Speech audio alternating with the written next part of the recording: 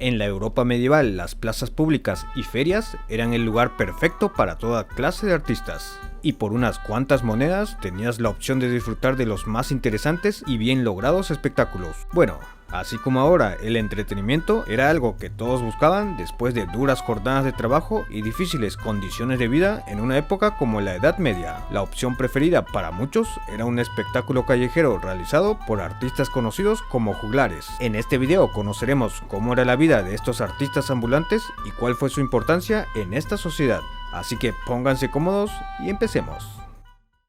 En un sentido estricto, el término juglar proviene de la voz latina jocularis, que significa gracioso o bromista. Este término se asocia con aquellos poetas que se ganaban la vida actuando ante un público, usando música, literatura, representaciones, charlatanería, juegos de mano, acrobacias, mímica y entre otros. En resumen, su principal misión era entretener y divertir. Según el significado del término, podríamos señalar que sus orígenes se remontan a la antigua China, Egipto, Atenas y Roma, donde de igual manera estos artistas buscaban entretener.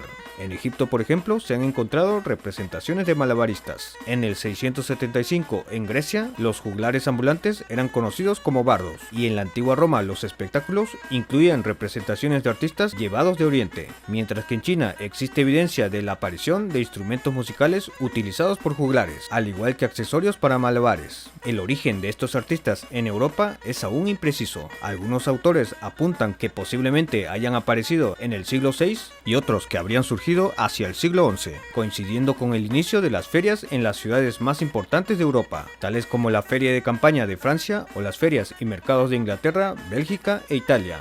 Con la organización de estos mercados al aire libre, la venta de mercancías traídas de Oriente y las que se producían localmente se dio lugar a un espacio en el que también se podía ofrecer todo tipo de entretenimiento.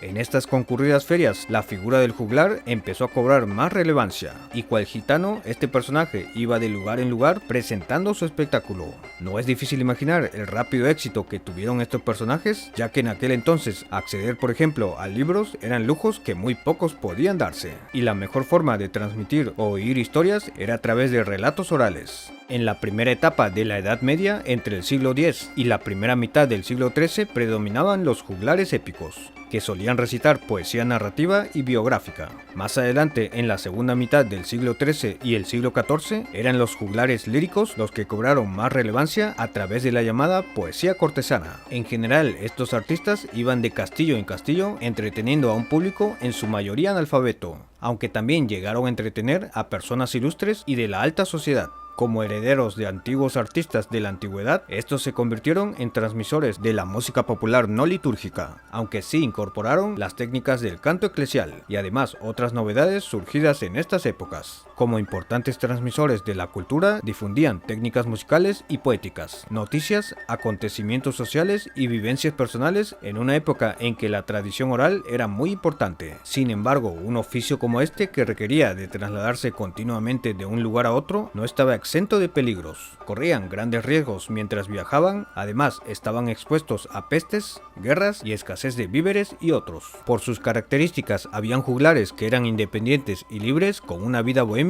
y que además no solían establecerse en ninguna parte, y se les podía encontrar siempre donde había fiestas. Otros formaban parte del ámbito cortesano y posteriormente fueron los bufones de las comedias, mientras que otros trabajaban para los trovadores, viajaban con ellos y los acompañaban a sus visitas al rey. Los juglares se valían de muchos recursos para sus fines, y desde su presentación cada detalle era explotado al máximo para llamar la atención. Apodos o sobrenombres que resaltaban su personalidad eran usados y exclamados con tal énfasis que entonaba perfectamente con sus coloridas vestimentas, muy acordes a esa actitud relajada y alegre que pretendían contagiar a su público. Y claro, un público feliz era sinónimo de una mejor ganancia económica. Estos artistas solían interpretar poemas ajenos y en ocasiones sus propias composiciones, siguiendo la tendencia de la época o el ejemplo de otros artistas.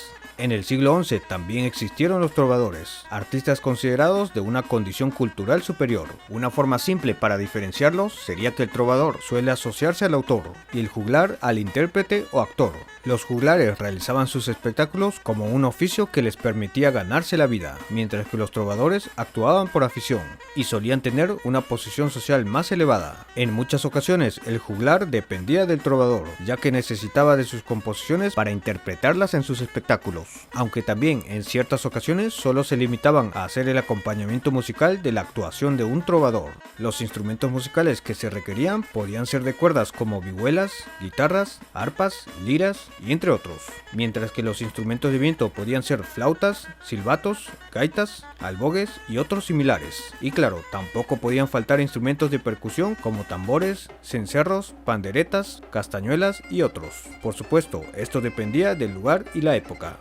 Los juglares, en su mayoría como los mencioné, solían ir de un lugar a otro. No tenían un lugar fijo y ofrecían su espectáculo al público general o a un público privado. Eran muy solicitados en las ferias de las ciudades y pueblos y llegaron también a ser contratados por la nobleza. Reyes, duques, condes y marqueses podían figurar entre sus clientes, los cuales solían contratarlos para entretener a sus invitados durante fiestas, claro está, por una generosa recompensa. En las calles la situación podía variar, ya que la retribución podía ser desde dinero hasta comida. Sus espectáculos podían incluir canto o declamación, aunque también podía darse lugar a espectáculos que combinaban música, narraciones, bailes y juegos de mano o malabares, los cuales eran los preferidos de los niños y sus padres, siendo entonces un espectáculo familiar. Aún así, estos artistas solían ser discriminados, ya que se les solía asociar con vagabundos y embaucadores. Por otro lado, hablar de juglares no es solo hablar de un solo tipo de artista, ya que estos no se dedicaban a un solo género. Según su vocación podían definirse varios tipos de juglares, como por ejemplo los juglares líricos, que recitaban las obras de los trovadores, juglares épicos que interpretaban los cantares de gesta y otras composiciones narrativas. Los cazurros eran improvisadores que recitaban los versos de una forma desordenada para hacer reír al público, mientras que los remedadores tenían como especialidad la imitación.